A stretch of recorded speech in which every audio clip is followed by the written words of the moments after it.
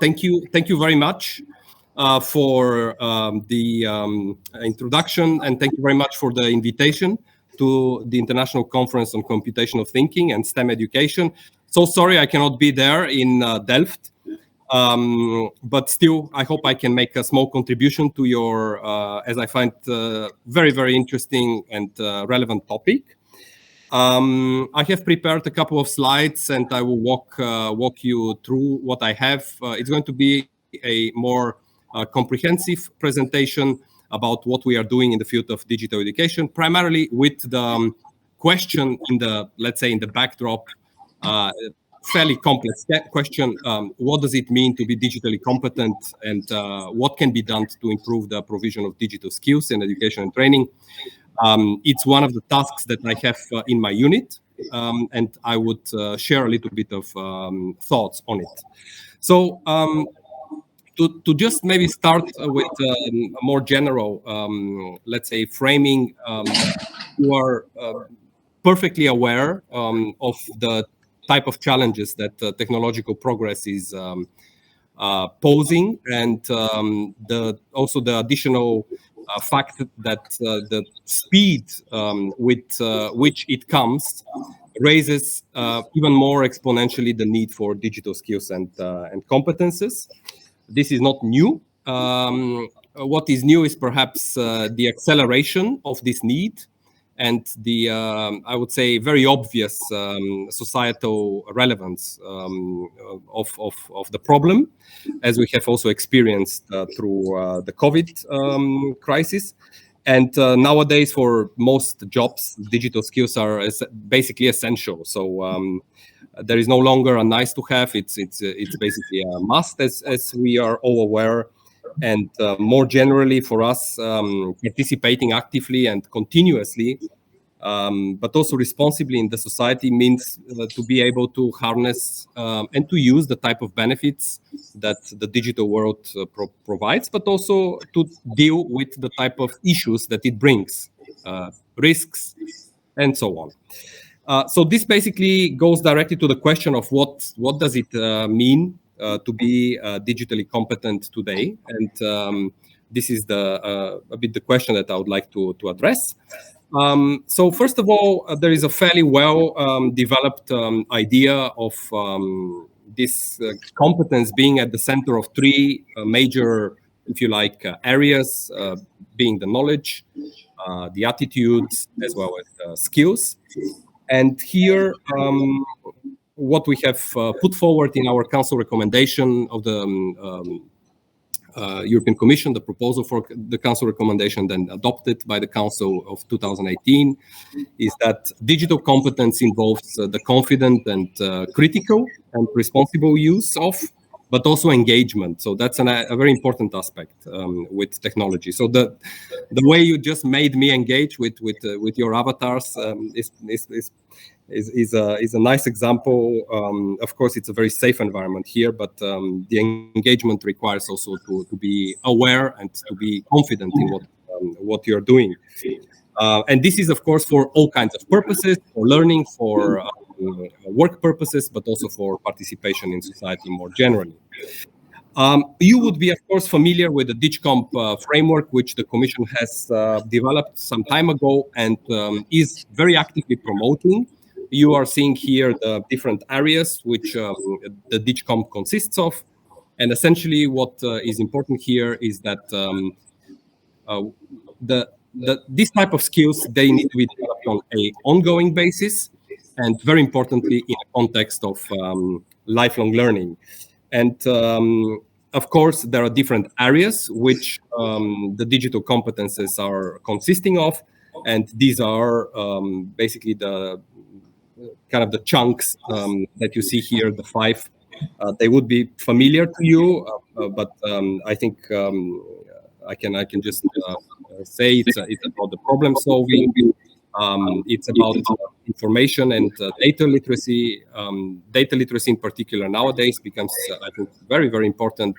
Digital content creation as well. I think that this has substantially increased in terms of relevance, but also aspects of safety and communication and collaboration, which are as important as they were when they were conceived. And this makes the digital framework. There is also this aspect of the need to consider and to properly address the impact of emerging technologies, for example, AI. And here, why? Because we know that some of these technologies will be primary drivers of the, let's say, technological transformation. Maybe they are already today.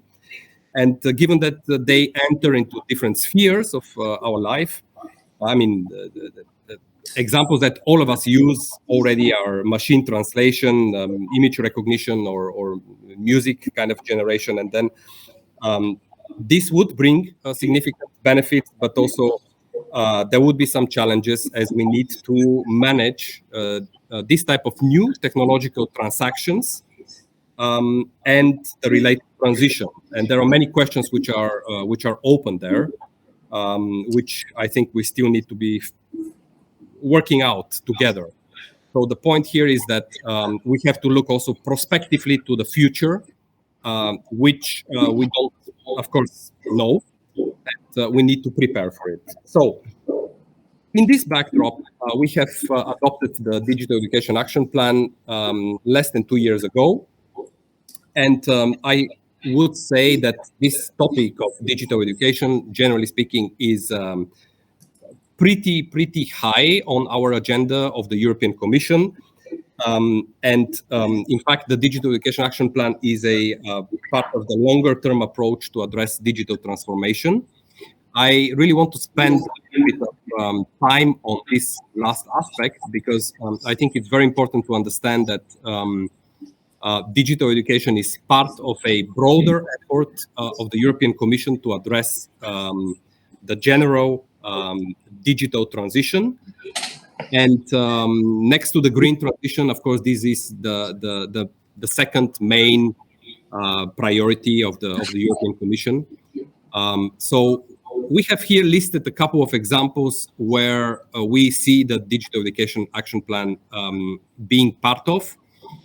One is obviously due to the corona virus, we have had a big boost in terms of its relevance.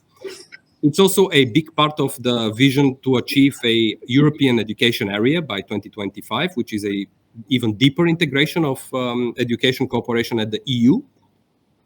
We have also the next generation, which is perhaps better known under the more technocratic title of Resilience and Recovery Facility.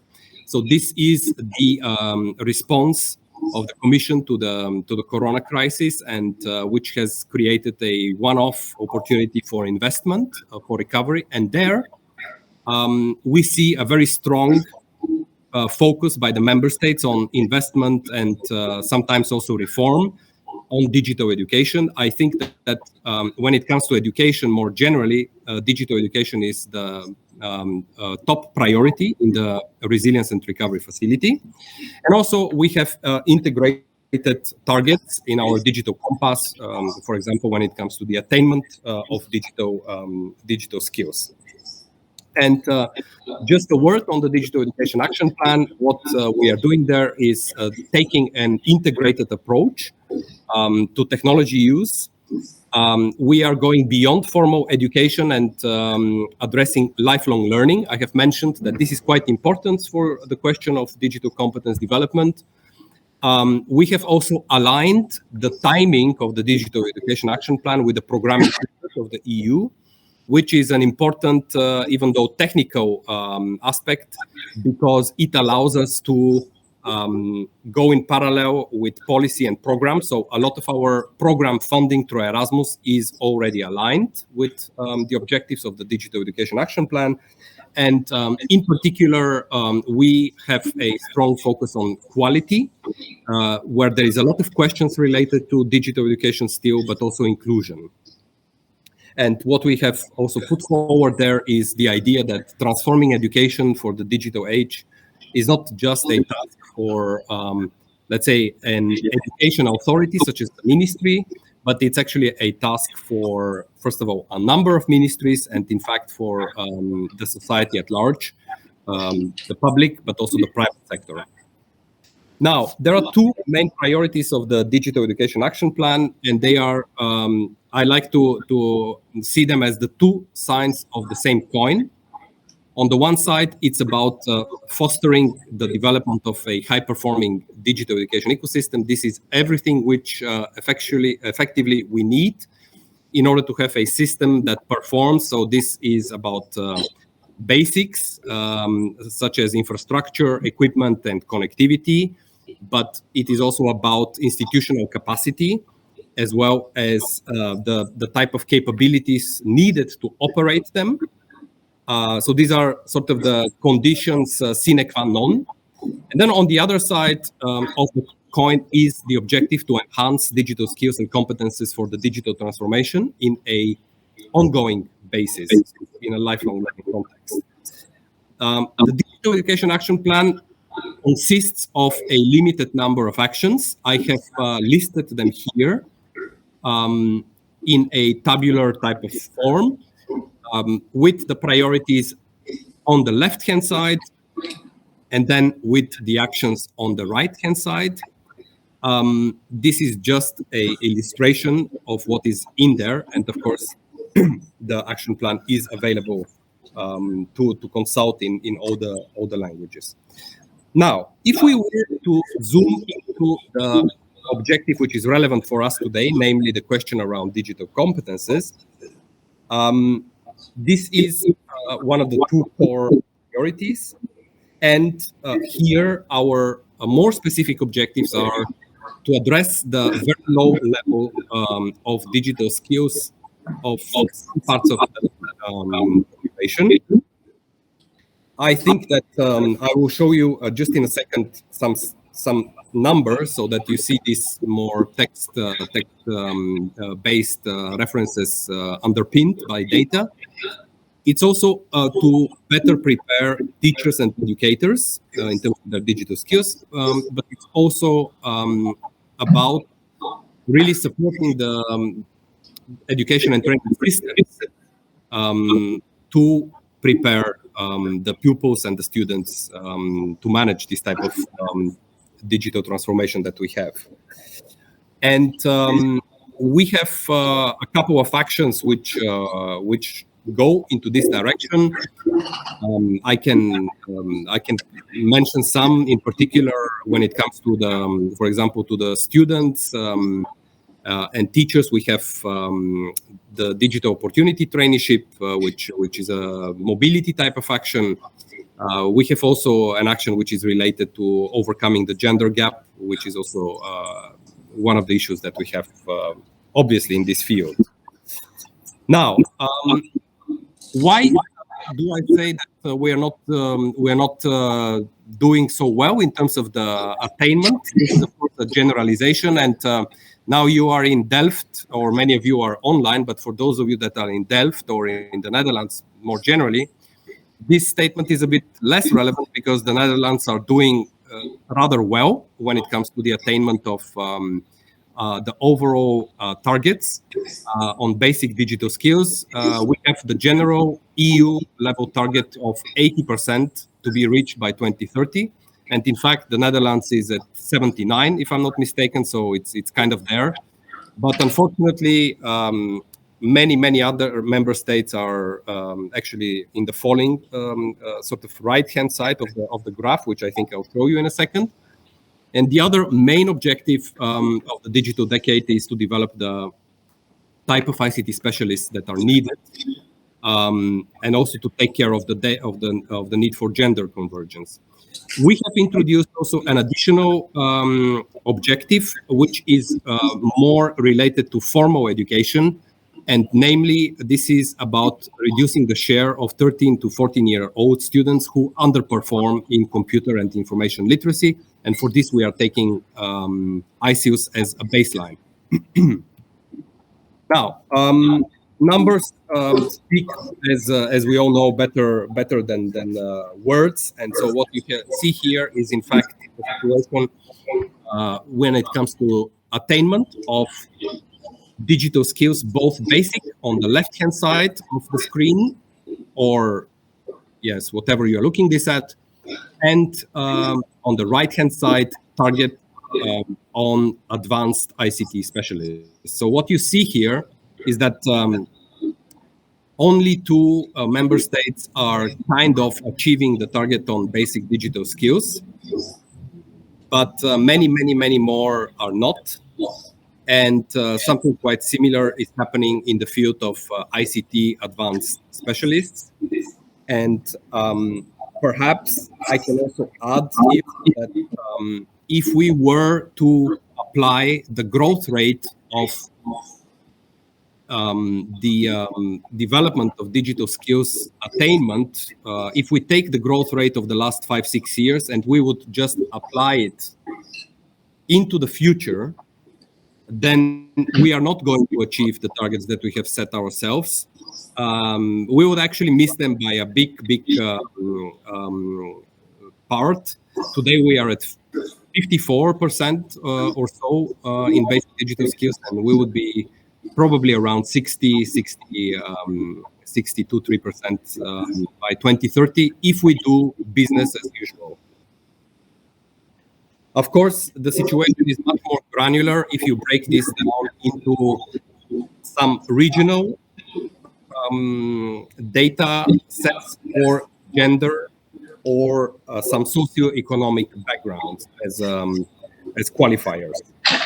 I mean, for example, in the field of ICT specialists, only 1 in 6 graduates is a woman. Now, when it comes to the other type of objective that we have introduced, excuse me, namely the digital skills gap for young people, here you see an example and a quote from the countries which are participating in ICEUS. I should say that not all member states are participating in ICEUS, and the European Commission is now supporting the participation of as many member states as possible. And the next time ICEUS is due, which is in 2023, we hope to go from 7 to hopefully around 20 and even more member states in order to have a much better picture. Here, this is important because we are measuring the attainment of the 13 to 14 years old in terms of computer and information literacy. And it is very clear that we have to intervene there as soon as possible, because if we don't have the broad base for the digital skills development in the young population, we have a much smaller pool to recruit from, and then the whole pyramid gets smaller and smaller. So this is also why we have proposed, by the way, this target to the member states. And here we, let's say, hope that increase substantially the number of member states who are performing and also participating. And the target is to go below 15%.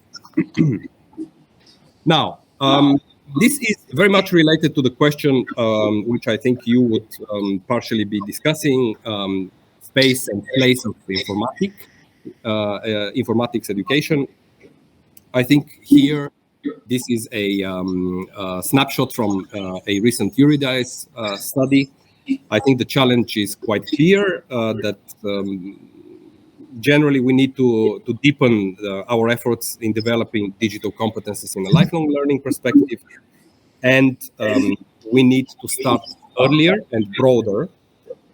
And the teaching of digital skills is already included in the curricula of in the vast majority of the member states at all primary and secondary level.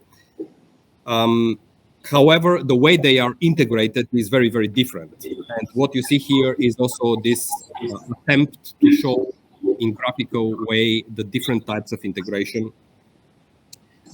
So here, what I can say is that unlike some other school subjects, digital skills are not only delivered as a separate discipline, but they are also embedded in different kind of subjects.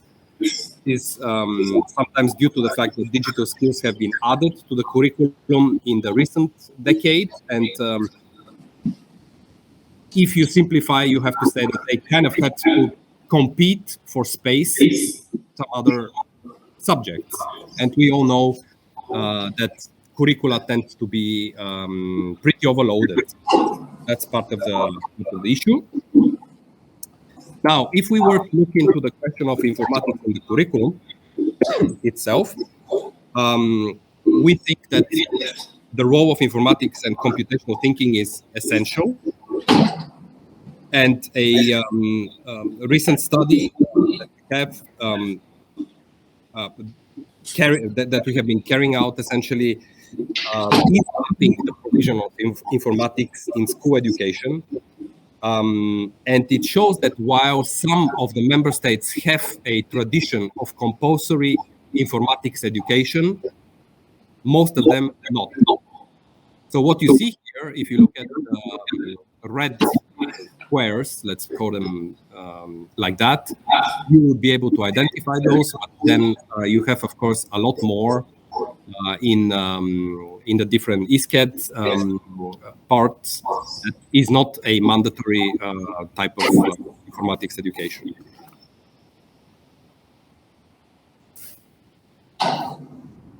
So,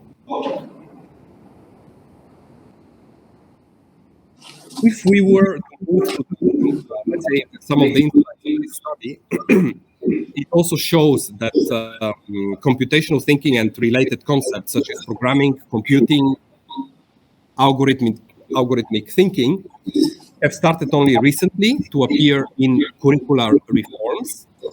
And it is clear that this is a trend. We are observing this, but we believe that the pace of this reform can be perhaps accelerated, and it can go further. And we believe that also the time to act is now, to avoid some of the mistakes that have been made in the past. And I wish to illustrate a little bit some examples. I mean, there is an example from the United Kingdom, which is no longer, of course, a member state, but nevertheless one which has had some experiences with informatics or computer science, and which we can learn also a little bit from in both ways, let's say in the positive and some other aspects. So in the UK, computer science was quite widely taught in the schools in the 80s, and these early computer science courses in schools were not always, let's say, very well received because lack of teacher expertise sometimes led to poor teaching, and some university computer departments basically saying that the students who studied computer science had some poor programming habits, and as computers became more commonly available, there was a certain desire to see them used to support education more widely, and not just to support teaching programming in computer science. And this resulted in sort of a dropping of computer programming and the incorporation of teaching of computer applications in the UK national curriculum from 88 onwards. And in 2016, after some 20 years of teaching ICT, some expressed dissatisfaction with this type of curriculum. And there was a switch back to a more computer science oriented approach, and computing became a compulsory subject in the UK national curriculum. And while this curriculum change certainly has some successes, it has also some challenges. There was a study of the Oxford Internet Institute in 2019, which identified also some aspects of the teachers' resistance to the new curriculum, and concluding, and I will just quote it here, that policymakers and others directly involved in the creation of this curriculum did not adequately account for how state schools and their teachers would interpret this new policy, the impact it might realistically have on young people's relationship with modern technologies, and whether there might be a mismatch between pro-technology narratives and the everyday beliefs of and experiences of the teachers.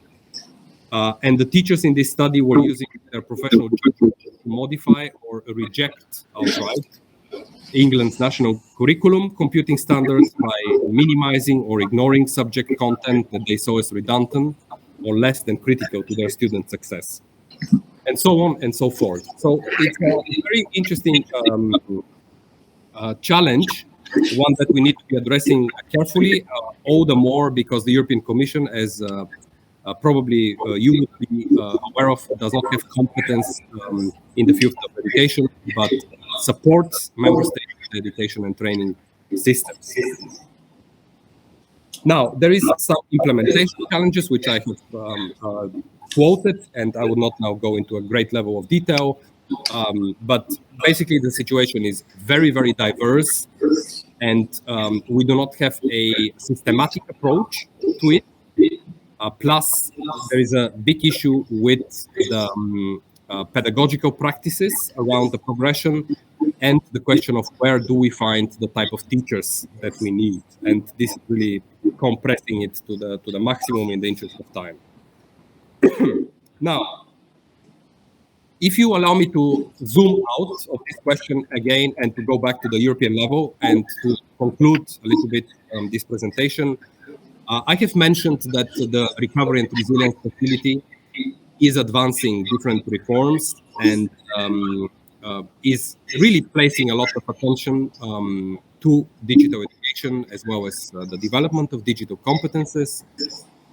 We see that, let's say, based on the numbers we have analyzed, 22 plans of member states, we see there that the investment and reforms which are related to education account for around 10% of the entire budget, which is really very, very substantial. And what is even more interesting is that around 30% of those are devoted to digital education, which is a clearly priority for nearly all the member states. And this is why the Commission, as part of the action plan, has launched a structured dialogue on digital education and skills, which we are running this year. It's a very special exercise to support the member states in a more integrated, coherent manner, involving different parts of the government. For example, not only the Ministry for Education, but also the Ministry of Finance, Ministry of Digitalization, Ministry of Labor Markets, and Social. And together in this, we call this co-government approach, together identifying the type of issues that are still addressing, that we still need to address, and thinking about ways to actually achieve our targets. I have mentioned earlier on that if we were to continue business as usual, we will not reach the target. So it means we probably need to do things differently. And this is one of the specific examples of how we mobilize the different authorities which are working together. And we are running bilaterals with each and every member states on a selected number of areas around digital education and skills. And this process will be concluded by the end of this year. We have already organized, I would say, 12. So with 12 member states, we have organized bilaterals, extremely intensive process. And the rest will follow in the summer as well as in autumn. And what we would like to use this for is for two specific proposals for council recommendation. One on enabling factors of digital education, and the second one on improving the provision of digital skills in education and training. I am mentioning this one in particular because there will be a role for informatics here. And in particular, in the proposal for a council recommendation on improving the provision of digital skills, we see a clear role for informatics, informatics type of education. We also see a couple of other examples which we would need to cover. But I wanted to pass the message to you that we have been in intensive cooperation with different stakeholders on informatics and thinking, computer sciences more generally, over the last, well, I would say it's now a few years, but it has been quite intense, in particular since last year. And we do see here a role for a stronger focus on informatics. However, we have to be also very clear that it is the member states' responsibility to implement this, and we would provide some evidence, some data, using also the experiences of key stakeholders, such as you, and some associations, and inform the member states in the question of how to better deal with development, the digital competences that we need today. What I would like to perhaps conclude with is that we will use some studies that I have already referred to. On the one side, a study by Eurydice, as well as on the other from the Joint Research Center of the European Commission. This one in particular, the second one from the GRC, is published, and you can access it if you Google it. We will also use the evidence collected from the Digital Education Action Plan, and we are running targeted consultations. For example, we had one on with Informatics for All, the informatics reference kind of framework, and so we are in close contact with relevant stakeholders. This is actually what I wanted to share with you today. I would like to very much thank you for your attention. It was a little bit of a longer presentation. I hope it was nevertheless useful and giving you a perspective on our thinking, in particular to this very, very important question on how to address digital competences in a more broad-based manner, also perhaps in a more effective manner, looking forward and looking a bit to what we have learned from the recent, but also not only recent crisis, but also from the more longer experiences that we have had. And I hope that this will inform the discussion. If you want to share any questions, I will be available in the next 10-15 minutes. Thank you very much, and I will now stop sharing my slides. Thank you very much. I monitor also for questions online, but questions from the room, please. Yes. Thank you for your presentation. I hope you can hear me. How the question actually is, how do you see the connection of computational thinking and digital competence development? Which one affects the other one? I mean, is it the development of... I don't understand very well. Excuse me that I interrupted you. I just don't understand very well. I think the audio is not... Can you hear me now? It's a little bit better, yes. Yeah, I try to speak louder. How do you see the connection of computational thinking and digital competence? And if any of them can affect the other one?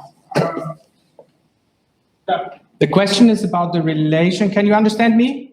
Yes, I can understand you better, unfortunately. Yeah.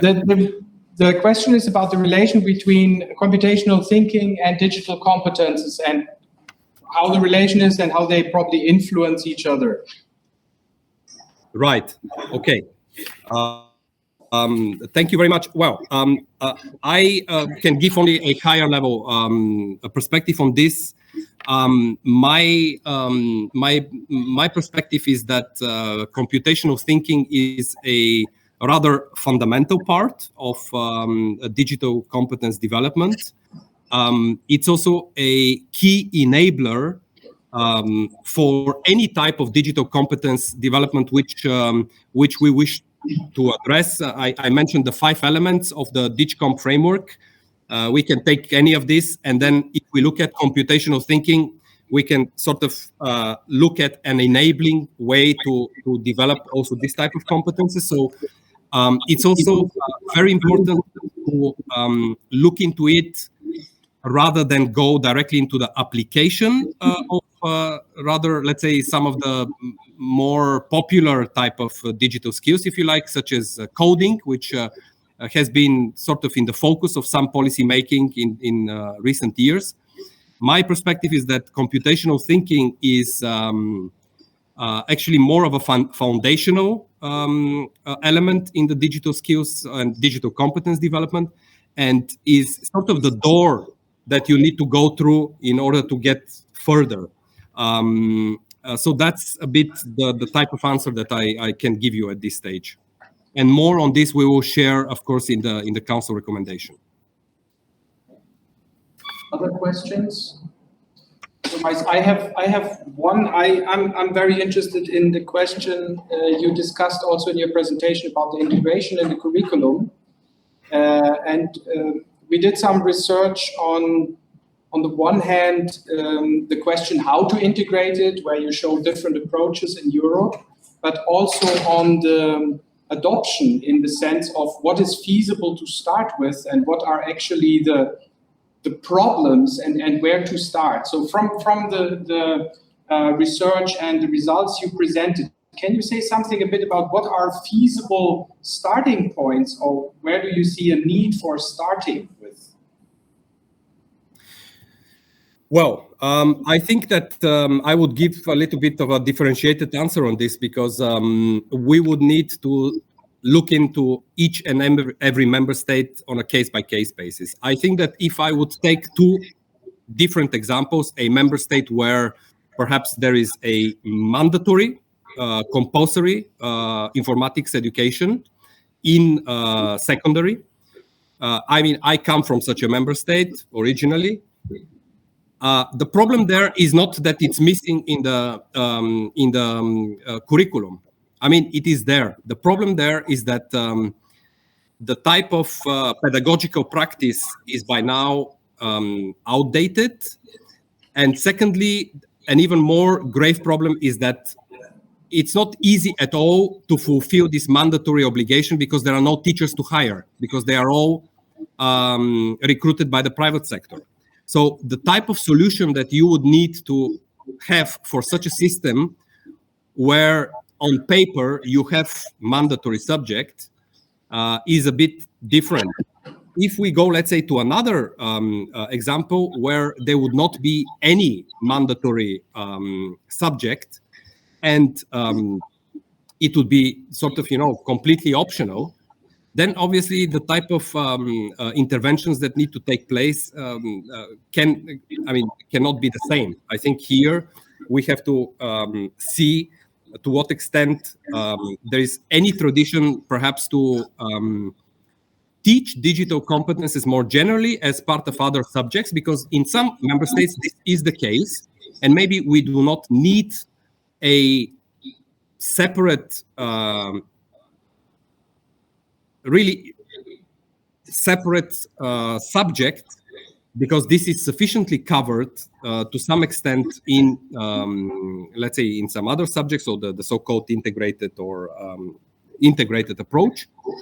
But again, if we take a third example where there is no mandatory and there is, it's only optional, but then it's also not covered in an integrated manner, then perhaps here the questions would be more appropriate to ask, such as, do we need to consider, and I'm talking here purely hypothetically, because as the European Commission, we will not make this recommendation because it's not in our competences.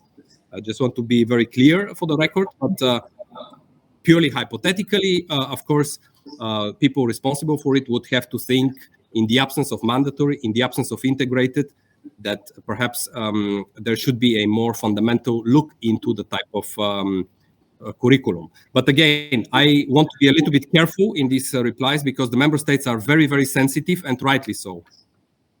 Thank you.